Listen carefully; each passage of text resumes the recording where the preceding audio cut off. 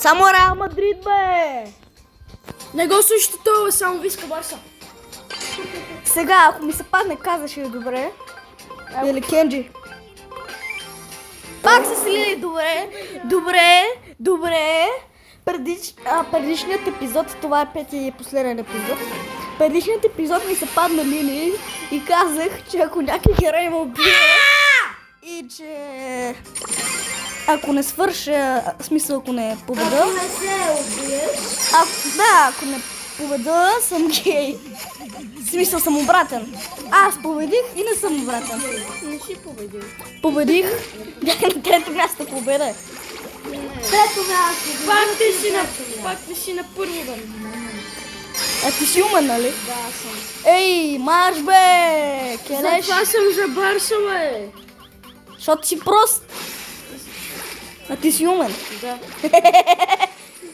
За кой си се помислил, бе, нашия?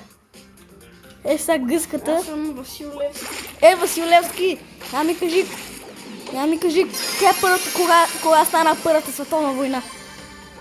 Нямаме ли? Ти си ги. Аре, кажи ми, иначе не мър ти повярвам. Казе. Батко, също чекам. 1185-та. 100%. Аз съм четвърти клас, бе. Аз си първи, нали? Не, трети. Лъжец. Трети съм. Добре, не ме интересува.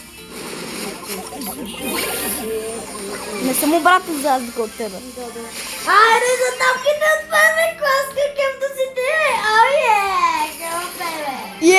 Се бати кила направих.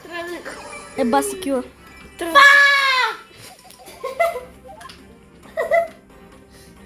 Казе! Я се мар. Кузе!